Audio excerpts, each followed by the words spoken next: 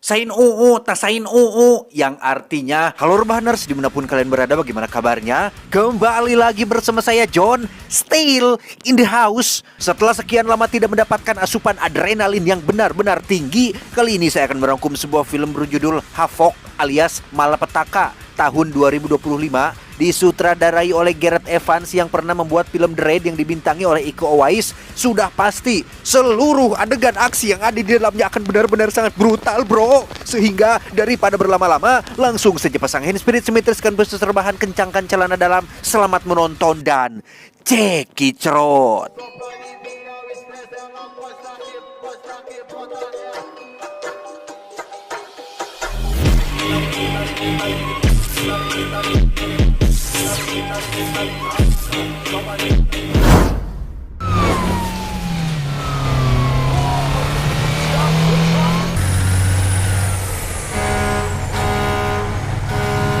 Berlatar di sebuah kota dengan tingkat kriminalitas yang sangat tinggi, cerita diawali dengan memperlihatkan adegan kejar-kejaran antara 4 orang perampok yang mengendarai mobil truk dan beberapa polisi yang mengejar dari belakang hingga menyebabkan insiden kecelakaan yang nyaris menewaskan satu petugas.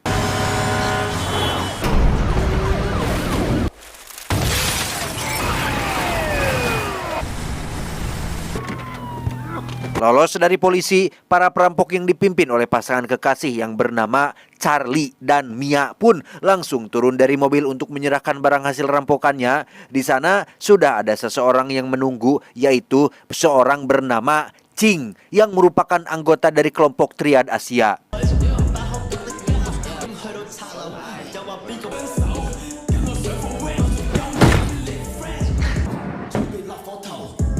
Setelah Ching mengantarkan Charlie dan Mia ke dalam, di sana ada seorang pemuda yang merupakan putra tunggal dari sang bos besar Triad. Rupanya, barang yang mereka berdua rampok adalah berisi narkoba yang sangat berharga dan mereka mendapat bayaran sangat tinggi untuk pekerjaan beresiko ini. I see you. Tepat saat Charlie dan Mia masih berada di dalam, muncullah sebuah mobil berisi orang bertopeng yang menyuruh Ching untuk segera pergi. Dan tebak apa yang para pria bertopeng ini lakukan?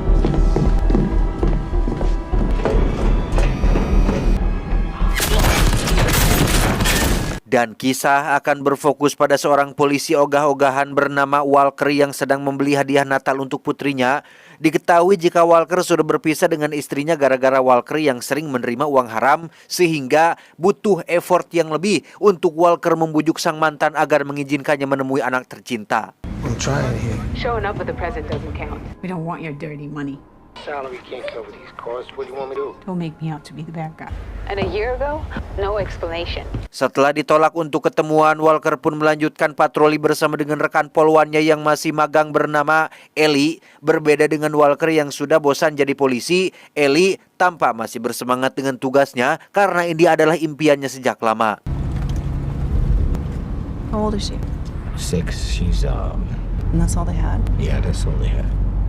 When I was a kid, Tak lama, Walker pun mendapat telepon dari operator untuk mendatangi sebuah TKP penembakan yang baru saja terjadi. Yang setibanya ia di lokasi, alangkah terkejutnya Walker saat melihat beberapa mayat bergelimangan darah, yang salah satu korbannya adalah putra tunggal dari sang bos besar Triad.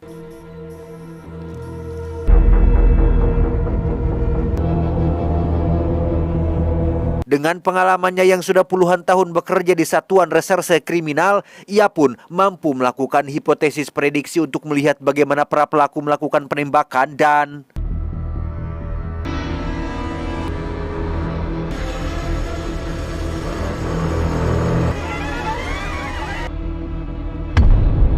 tak lama, salah satu petugas pun menunjukkan rekaman CCTV yang memperlihatkan wajah seorang pemuda yang tiada lain adalah Charlie yang diduga sebagai pelakunya.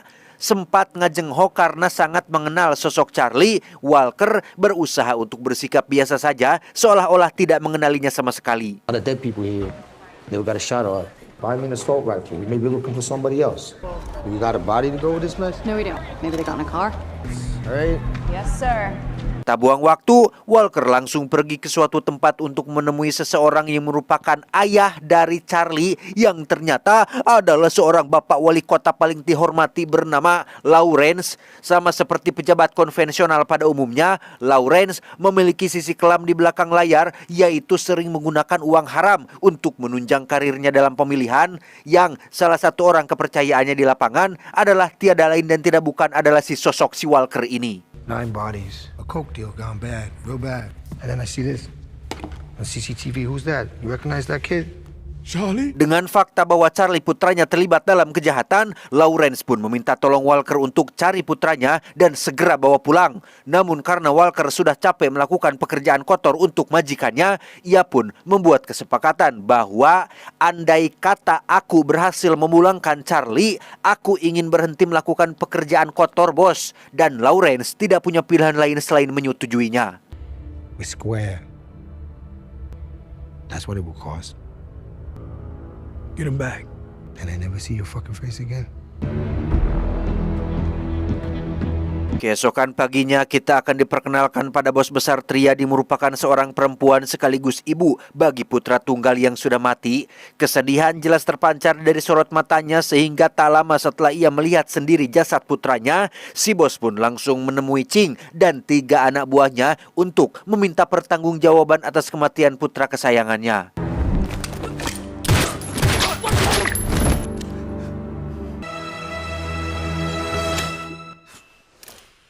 Kembali ke Walker yang terlihat berada di distrik orang Asia untuk menemui salah satu intelnya yang merupakan seorang dokter. Secara kebetulan, si dokter sedang mengobati salah satu penjaga yang berhasil selamat dari kejadian semalam dan...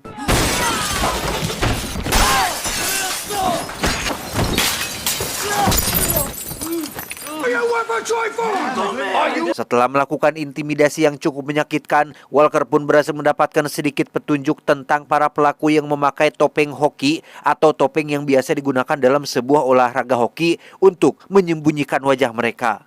That's what I have to work with. They shot him. They shot Mr. Jordan. He is fucking Hawkins. Next time I won't make it look so convenient. Selesai dari si dokter, Walker pun langsung meluncur ke rumah sakit untuk menjenguk rekan polisinya yang koma akibat dari kecelakaan dalam kejar-kejaran tempo malam. Yang mana di sana kita akan diperkenalkan pada mantan rekan tim Walker terdahulu yang salah satunya bernama Vincent yang tampak sinis dengan keberadaan Walker di sana. Alright, it's been cool. Great catching up. If you don't mind, I want to see our friend. Dia bernama Angie, istri dari rekan Walker yang sedang mengalami koma. Angie menceritakan tentang suaminya yang sempat mengigau terkait aksi terakhir mereka selama di Kesatuan Reserse Narkoba, yang ternyata 2 tahun lalu Walker, Vincent, dan 3 rekan lainnya termasuk suami si Angie melakukan suatu pekerjaan kotor, yaitu mencuri narkoba dan sejumlah uang yang berada di tempat kejadian perkara, di mana hal tak diduga terjadi ketika Walker memukul seorang pria yang baru datang yang ternyata adalah seorang polisi intel yang ditugaskan di TKP.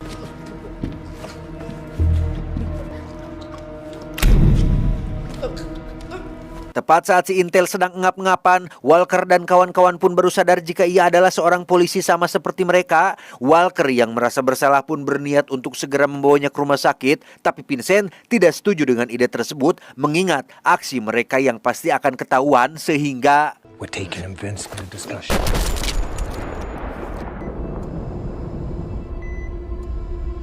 Beralih ke Mia dan Charlie yang sedang meminta bantuan pamannya yang bernama, kita panggil saja si paman, untuk membuatkan paspor palsu agar bisa kabur ke luar negeri. Di mana pada saat yang sama, Ellie yang sedang berada di kantor pun berhasil mendapat informasi tentang sosok si paman yang merupakan pemilik sebuah bengkel, sehingga ia langsung menyampaikan informasi tersebut kepada Walker. Yeah, that's good. Look at you, killer. Yeah. Found that doorman. Di saat bersamaan di tempat lain, kita akan melihat Lawrence, si bapak wali kota yang sedang ambek-ambekan karena terjebak macet yang cukup panjang, di mana ia tidak sadar jika saat ini dirinya sedang terancam karena si bos besar Triad telah mengirim beberapa anak buah terbaiknya untuk menangkap Lawrence hidup-hidup dan...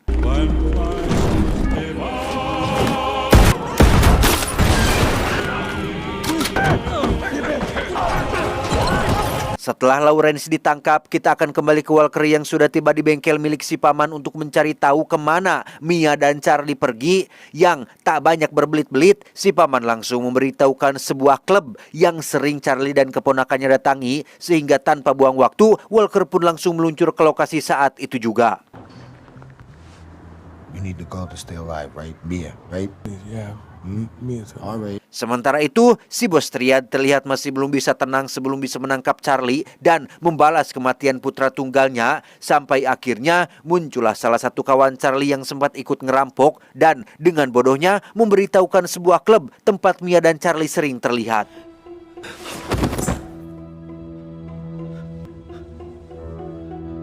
Singkat cerita, malam pun poek. Walker terlihat sudah sampai di klub sesuai arahan si paman. Tanpa banyak buang waktu, Walker berhasil menemukan sosok Mia yang sedang duduk sendirian dan langsung memintanya untuk mau membujuk Charlie agar pulang kembali kepada Lawrence ayahnya. Namun, belum selesai mereka berbicara, sudah muncul Vincent dan kedua rekannya yang sama-sama ingin memburu Charlie yang entah untuk apa tujuannya. Come on, Walker. She's a suspect. That all right? There gonna be a problem? I'll give you 2 guesses. Walker, I've asked nice. Sempat terjadi sedikit ketegangan, momen pakereng-kereng itu pun langsung terhenti saat pasukan Triad dikirim ke sana untuk menangkap Charlie, sehingga inilah yang terjadi.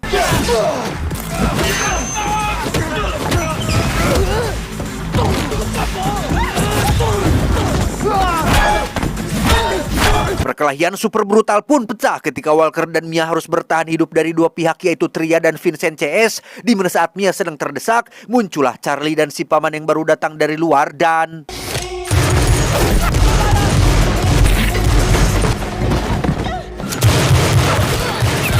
Di saat Vincent CS sedang sibuk menghadapi pasukan Triad, Walker pun memanfaatkan kesempatan itu untuk membawa Mia dan Charlie kabur dari klub tersebut. Namun tak disangka, muncullah beberapa polisi yang datang sesuai laporan warga, tetapi...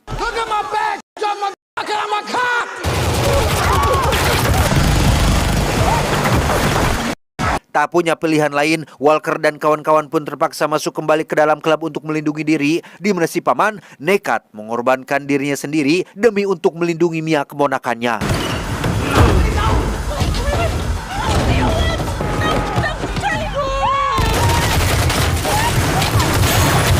Walker, Mia, dan Charlie pun berhasil kabur melalui jalan belakang. Setelah mengetahui keterlibatan Vincent CS dalam masalah ini, Walker pun menyadari satu hal, bahwa nyawa rekannya yang sedang koma di rumah sakit kini sedang dalam bahaya karena bisa menjadi saksi atas keterlibatan mereka semua. Sehingga Walker segera menghubungi Ellie untuk secepatnya pergi ke rumah sakit tempat rekannya dirawat. They're the ones that shot up Joyce.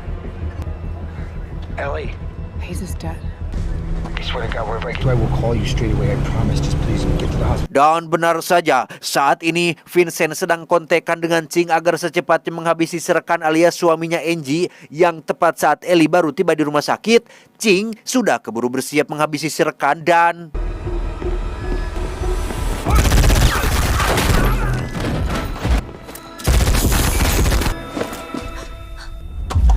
Tepat saat Angie akan dibunuh oleh Ching, muncullah Ellie yang muncul dari belakang bermaksud menyelamatkan nyawanya, tetapi...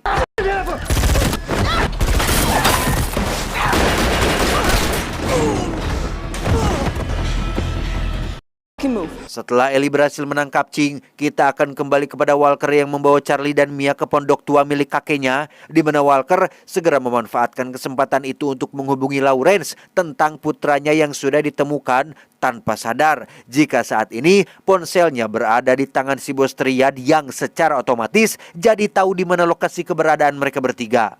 hear me? Lawrence.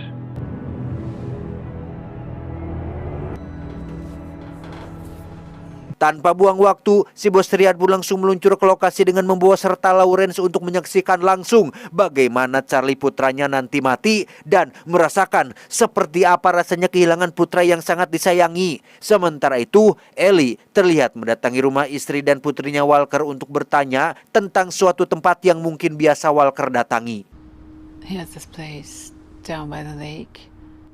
It's his father's old cabin. Setelah mendapat lokasi pondok tua milik kakek Walker, Ellie pun pergi ke stasiun kereta api dengan membawa serta Ching yang akan dijadikan umpan untuk memancing kemunculan Vincent dan satu rekannya yang tersisa. Sesuai rencana, Vincent dan si rekan pun datang ke lokasi dengan membawa sebuah kantong berisi narkoba dan Buyer. That's right, the buyer. Jing, where's the buyer? On his way. Don't even try it. tepat saat Ellie berhasil menangkap ketiganya, Walker sendiri terlihat sedang bersiap untuk menyambut kedatangan Lawrence yang akan menjemput Charlie putranya. Namun di luar dugaan, yang muncul justru adalah selusin pasukan triad yang berniat membombardir pondok tersebut dan tiba-tiba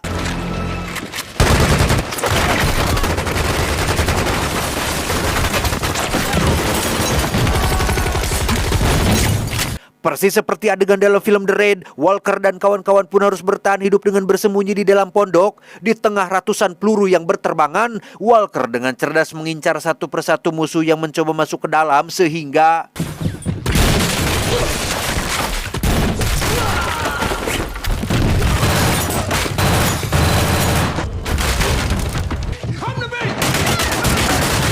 nyaris mati oleh tembakan yang berasal dari bawah lantai. Walker pun mengambil senjata milik musuh yang sudah tergeletak dan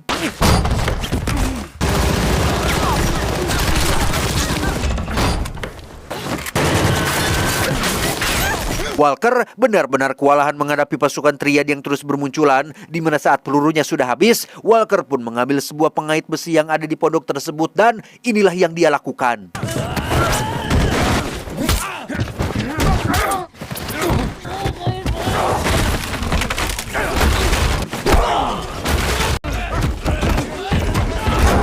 Ketika pasukan penembak sudah habis, muncullah si wanita pirang yang merupakan gegedug atau orang yang paling jago di kelompok triad ini. Tak seperti yang lain, si wanita ini punya keahlian bela diri yang cukup mumpuni dan sepertinya lebih cocok menghadapi Iko Uwais atau Kang Yayan Ruhian, sehingga Walker pun dibuat tak berdaya menghadapi sosok yang satu ini.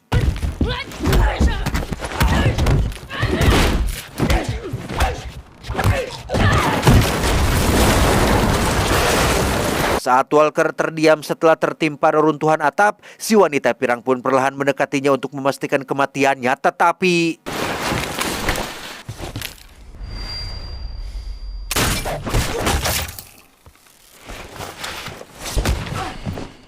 tepat saat si wanita pirang mati dan Walker pingsan akibat kelelahan, Mia dan Charlie pun langsung ditangkap pasukan triad untuk diserahkan kepada sang bos besar yang baru datang, di mana Lawrence diberikan sepucuk pistol dan dipaksa untuk memilih siapa yang harus mati di antara mereka berdua.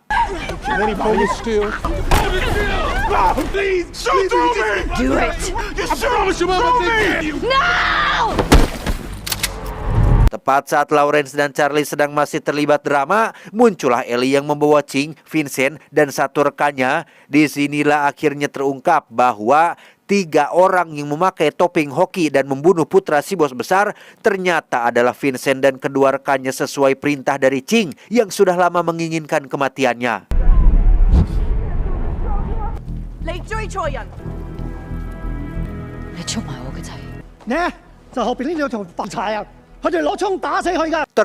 Ternyata Ching diam-diam menginginkan jabatan sebagai ketua menggantikan sosok putra si bos besar yang dianggap masih bocah ingusan. Ia sengaja bersekongkol dengan Vincent untuk melakukan pembantaian dan menjadikan Charlie sebagai kambing hitam atas insiden tersebut.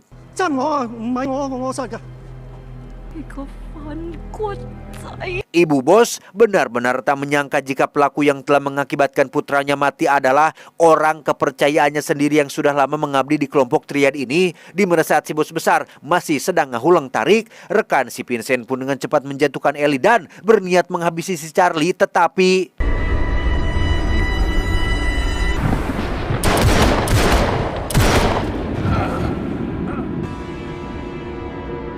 tepat saat Walker baru siuman, baku tembak pun terjadi antara Vincent CS dan kelompok triad, di mana Ching berhasil mendapatkan sepucuk pistol dan langsung menembak ibu bos besar saat itu juga.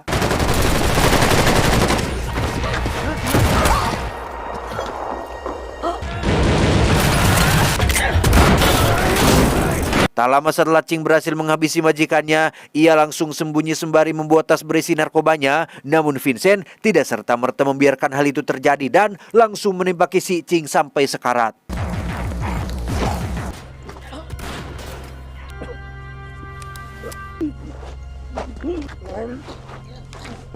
Untuk Serkan, ia berhasil membantai seluruh pasukan triad hanya seorang diri, lantas mengincar Ellie yang masih hidup untuk ia habisi, di mana Charlie yang sudah kehilangan orang yang disayangi pun tak begitu saja pasrah dan membiarkannya pergi, sehingga inilah yang dia lakukan.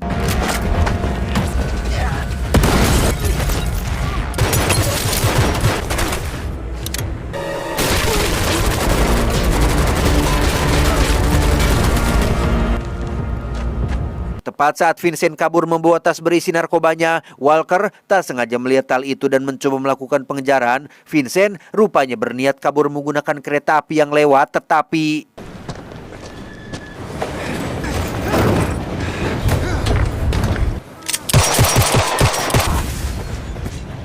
sempat bernegosiasi dengan Walker tentang apa untungnya mencegah ia kabur. Walker pun mengatakan bahwa ada 3 orang baik tak bersalah yang sudah kehilangan nyawanya, yaitu Angie, suaminya, dan si polisi intel yang mati 2 tahun lalu ditembak oleh si kehead Vincent ini, sehingga sangat pantas apabila Vincent mendapat balasan yang setimpal atas apa yang telah diperbuatnya.